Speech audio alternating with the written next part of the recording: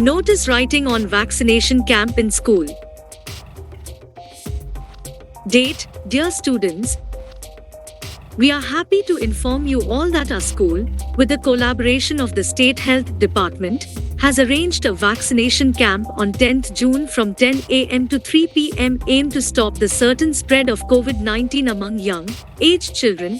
Vaccination is the only way to deal with this deadly pandemic.